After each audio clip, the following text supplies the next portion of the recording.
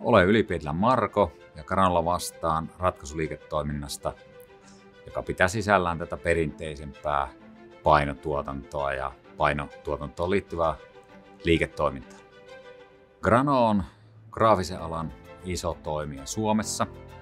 Meidän tehtävä on toteuttaa pintoja, jotka maksimoivat meidän asiakkaiden viestien vaikuttavuuden. Meillä on toimintaa 20 paikkakunnalla Suomessa. Kaikkialla paikkakunnilla on jotain tuotantotoimintaa ja isompaa tuotantoa meillä on 5 paikkakunnalla.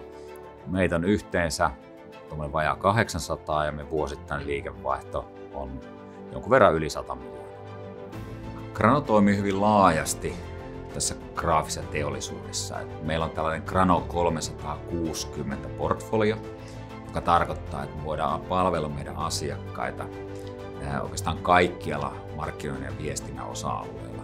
Ihan sieltä suunnittelusta, toteutukseen, asennukseen, toimitukseen ja myöskin markkinoinnin viestinnän vaikuttavuuden arviointiin. Eli siinä mielessä meillä on hyvin laaja portfolio.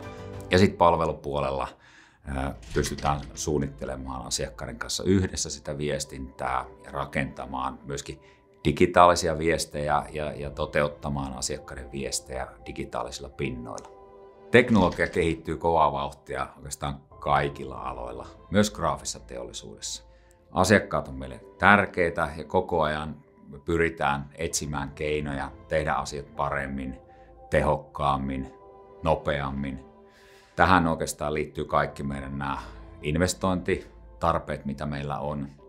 Tähän kyseiseen investointiin, jossa sitten investoitiin Canonin iX-teknologiaan, katsottiin tätä meidän konekantaa, teknologiaportfoliota, miten me voidaan sitä kehittää. Ja siinä yhteydessä sitten tutkittiin useita eri vaihtoehtoja ja sitten päädyttiin Canonin vaihtoehtoon. Meillä on erittäin hyvä suhde Canonin kanssa ja aina kun näitä investointeja tehdään, jos Canonin portfoliosta löytyy meille hyviä vaihtoehtoja, niin aina tutkitaan sitten se tarjoama. Canonin iX2100 kone tarjosi meille erittäin hyvää mahdollisuutta aloittaa optimaalisesti ja sitten volyymien kasvaessa ohjelmallisesti kasvattaa kapasiteettia, jos meillä tulee tällainen tarve. Ja siinä mielessä me päästään tällä lailla eteenpäin niin, että meillä on koko ajan oikeanlainen kapasiteetti saatavilla ja me myöskin sitten maksamme siitä oikeanlaista kapasiteetista. Meillä ei ole ylikapasiteettia eikä alikapasiteettia.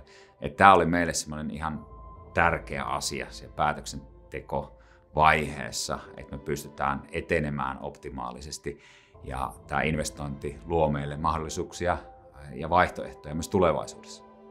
Granolla on ollut jo jonkun aikaa, useamman vuoden, Canonin iX-teknologiaa tuolla tuotannossa. Ja tämä teknologia on osoittanut sen, että se on luotettavaa, se toimii niin kuin odotetaankin. Se tuottaa sen tasosta kustannusta, kun voidaan niin kuin olettaakin. Mitään isoja yllätyksiä ei ole tullut. Tämä kokemus auttoi meitä myöskin sitten valitsemaan toisen iX-teknologian kuuluvan laitteen. Että kyllä näillä menneiden vuosien kokemuksilla oli myöskin ihan vahvaa vaikutusta tähän päätöksentekoon. Canonin iX-koneen asennus ja käyttöönotto sujui ihan niin kuin oltiin sovittu.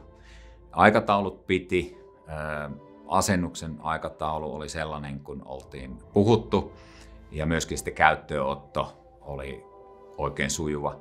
Tähän tietysti auttoi se, että oltiin jo tultu tutuiksi Canonin teknologian kanssa ja meillä oli jo aiemmin iX-teknologia meidän tuotannossa. Mutta kaiken kaikkiaan sekä toimitus, asennus että koulutus meni hyvin jouheesti.